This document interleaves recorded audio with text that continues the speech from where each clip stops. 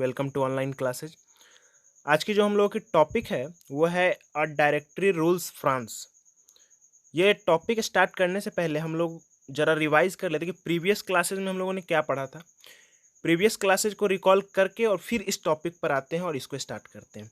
Previous classes में हम लोगों ने पढ़ा था द रेन ऑफ टेरर, जो कि टॉपिक हम लोगों ने पढ़ा था प्रीवियस क्लासेज में। और उस टॉपिक में क्या पढ़ा था, हम लोगों ने पढ़ा था कि जैकोबिन क्लब्स के अंडर में जो एक पीरियड चला था 1793 से 1794, उस पीरियड को ही हम रेन ऑफ टेरर बोला गया। इसमें जो कि रॉबिस्पायर वो लीडर थे जैकोबिन क्लब के, और उन्होंने एक पॉलिसी अडॉप्ट की थी, सीवियर कंट्रोल एंड पनिशमेंट।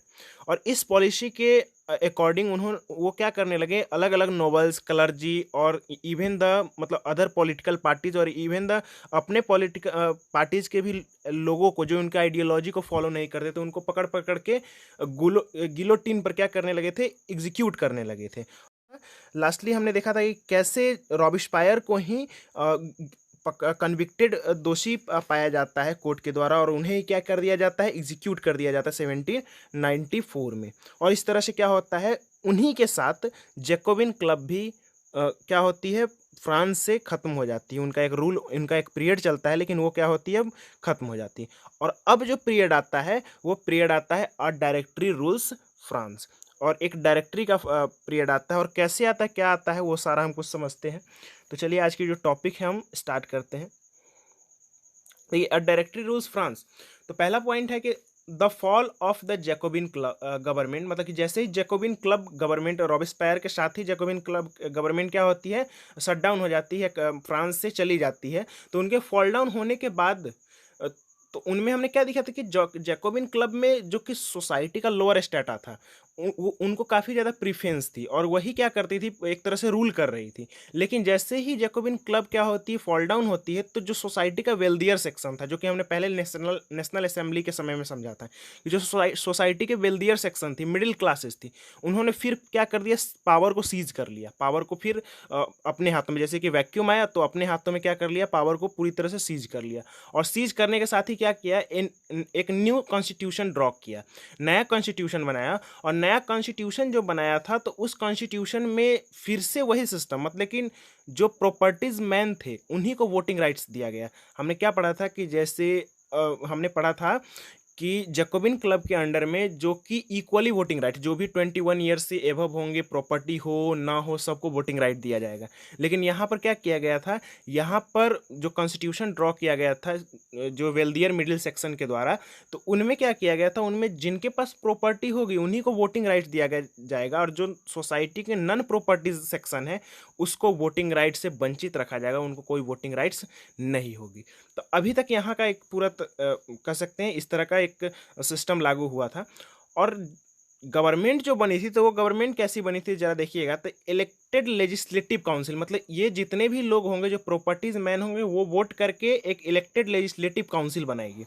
और वो इलेक्टेड लेजिस्लेटिव काउंसिल क्या करेगी, हमने क्या पढ़ा था कि एक लेजिस्लेटिव होती है, एग्जीक्यूटिव होती है, तो यही पहले तो वोटिंग करके इन सारे लोग क्या करेंगे, एक इलेक्टेड लेजिस्लेटिव काउंसिल बनाएंगी। और उन लेजिस्लेटिव काउंसिल के मेंबर मिलकर एक 5 मेंबर्स का एग्जीक्यूटिव बॉडी चुनेंगे, और वही एग्जीक्यूटिव बॉडी क्या करेगी, फ्रांस पे रूल करेगी।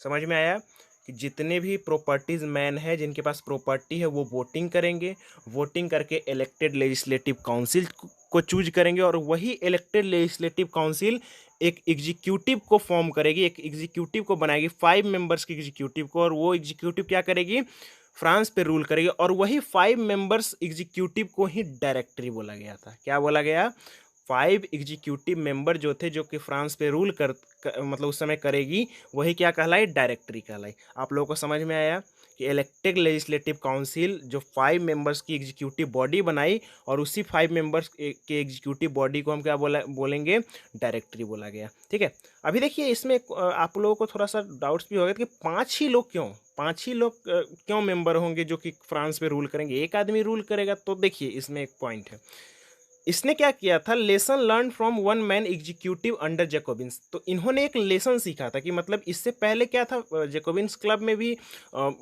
एक मेंबर्स के ही एग्जीक्यूटिव में होते थे, वही रूल कर रहे थे। तो उसमें क्या देखा था कि पावर सेंट्रिक हो रही थी, मतलब एक हाथों में पावर होने से कितनी सारी प्रॉब्लम क्रिएट हो गई। मतलब अपने से जो उनको इच्छा हो रहा था कर रहे थे, जिनको मतलब किसी से राय न मशवरा, सभी को सीवियर पनिशमेंट के तहत सबको एकदम सजा दे रहे थे। तो इस तरह का सिस्टम डेवलप हुआ था। तो इन सारी चीज़ों से उन्होंने कुछ सीख ली और बोला कि नहीं, अब जो होगी एग्जीक्यूटिव बनेगी वो एक मेंबर नहीं रूल करेगी फ्रांस में, 5 मेंबर्स की एक बॉडी होगी, वही क्या करेगी, जो डायरेक्टरी होगी वो रूल करेगी। तो इस तरह का इन्होंने इसीलिए बनाया था डायरेक्टरी। तो आप लोगों को समझ में आया कि क्यों 5 मेंबर्स का ही बनाया गया। अभी देखिए आगे क्या है। लेकिन क्या होती थी, जो बोल सकते हैं कि जो इलेक्टेड लेजिस्लेटिव काउंसिल थी और डायरेक्टरी थी, उनके बीच में हमेशा कन्फ्लिक्ट्स होता था डायरेक्टरी और लेजिस्लेटिव काउंसिल के बीच में। क्यों होता था, तो देखिए इसलिए होता था कि जैसे कि कभी-कभी होती थी कि एग्जीक्यूटिव अपनी बात को रखी तो उस पर असहमत हो जाती थी लेजिस्लेटिव काउंसिल। कभी लेजिस्लेटिव काउंसिल की कोई ऐसी हस्तक्षेप पर, जैसे एग्जीक्यूटिव कोई लॉ पास कर रही तो उस पे हस्तक्षेप कर देती थी, उस पे अपनी बोल सकते हैं कि एक असहमति जता देती थी लेजिस्लेटिव काउंसिल। तो इन सारी दोनों के बीच में हमेशा इसको लेकर मतभेद होती रहती थी, दोनों में हमेशा क्या होती थी, एक कन्फ्लिक्ट होती रहती थी।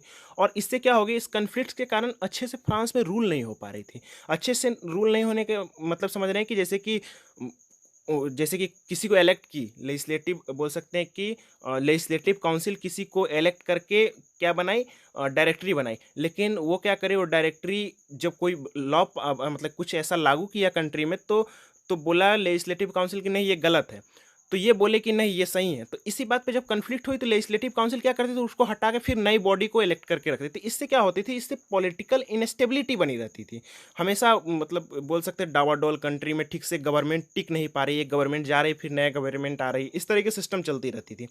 तो इन सब से क्या हुआ, एक वैक्यूम क्रिएट होने लगा। और इसी वैक्यूम का फायदा उठा के, वैक्यूम मतलब कि एक पॉलिटिकल इनस्टेबिलिटी थी, सही से गवर्नमेंट नहीं बन रही थी, और इसी वैक्यूम का फायदा उठाया किसने, तो इसी वैक्यूम का फ़ायदा उठाया नेपोलियन बोनापार्ट ने। और इसी वैक्यूम का फ़ायदा उठाते हुए एक मिलिट्री जनरल नेपोलियन बोनापार्ट, जो कि डिक्टेटर बन गए फ्रांस का, क्या बन गए, फ्रांस का डिक्टेटर बन गए। तो हमने क्या देखा था, क्या देखा है, तो एक बार रिकॉल कर लीजिए कि कन्फ्लिक्ट होती थी लेजिस्लेटिव काउंसिल और बोल सकते हैं एग्जीक्यूटिव के बीच में, और पॉलिटिकल इनस्टेबिलिटी बनती थी, सही से गवर्नमेंट वहाँ टिक नहीं पाती, गवर्नमेंट बनती थी गिरती थी। तो इस तरह की जो सिस्टम क्रिएट हो गई, तो इस वैक्यूम के बीच में एक बोल सकते हैं मिलिट्री जनरल नेपोलियन बोनापार्ट, जो कि बड़े खतरनाक व्यक्ति थे, उन्होंने क्या किया था, इसका फ़ायदा उठाया, और फ़ायदा उठा के वो क्या कर गए, वहाँ के डिक्टेटर बन गए। वो कैसे बने, क्या बने, वो हम आगे पढ़ेंगे अच्छे से। लेकिन आप समझ लीजिए कि इस तरह का एक वैक्यूम क्रिएट हुआ, नेपोलियन बोनापार्ट वहाँ के डिक्टेटर बन गए। तो यहाँ तक आपको कहानी समझ में आ, देखिए। और एक बात और, ये आप लोगों का ये टॉपिक ख़त्म हो गया है। एक बात और बताते हैं, आप लोग का रियल में अब चैप्टर ख़त्म हो चुका है, चैप्टर आप लोगों की समाप्त हो चुकी है, स्टोरी वाली पार्ट, ठीक है। ऐसा नहीं कि पूरा चैप्टर खत्म हो जाए, स्टोरी वाली पार्ट जो कि मेन सेक्शन था वो खत्म हो चुका है। अब हम स्पेसिफिक सेक्शन पढ़ेंगे कि वीमेन का क्या रोल था, ठीक है। इसके बाद हम डेली लाइफ पढ़ेंगे, इससे लोगों की लाइफ कैसे इफ़ेक्ट हुई इस रेवोल्यूशन से, इन सारी परेशानी से। तो अब हम स्पेसिफिक एक एक टॉपिक मतलब पढ़ते चले जाएंगे, एक एक सेक्शन पढ़ेंगे। लेकिन रियल में अब जो आपकी स्टोरी थी वो आपकी ख़त्म हो चुकी है। तो स्टोरी कहाँ से शुरू किए थे, तो हमने कहाँ से शुरू किया था कि क्या थी, कैसे वेस्टाइल फोर्ट पे हमला हुआ, सबसिस्टेंस क्राइसिस थी, ठीक है, सबसिस्टेंस क्राइसिस थी, उसमें लुई 16 की ट्रेजरी खाली थी, वो सारा पढ़ा। कैसे मिडिल सेक्शन ग्रो कर रही थी वहाँ पे, अब लोग बहुत ज़्यादा मिडिल सेक्शन ग्रो की, और मिडिल सेक्शन ग्रो कर रही थी, लेकिन उनको आइडियोलॉजी को चेंज करने के लिए अलग अलग फिलोसफर्स आए। उसके बाद और भी क्या पढ़ा हमने, उसके बाद आगे फिर हम लोगों ने पढ़ा कि कैसे फिर वोटिंग को लेकर अलग अलग नेशनल असेंबली बनी, कॉन्स्टिट्यूशन ड्राफ्ट हुई। तो इन सारी बातों को करके एक पूरी की पूरी स्टोरी हम लोगों ने पढ़ ली। तो ऐसे हम लोगों ने पूरा स्टोरी समझ लिया, और आपका एक सेक्शन ख़त्म हो चुका है। आप लोगों को यहाँ तक आई थिंक समझ में आया हो। आगे का जो कि इम्पोर्टेंट आपका स्पेसिफिक टॉपिक है वो हम नेक्स्ट क्लासेज में शुरू करेंगे।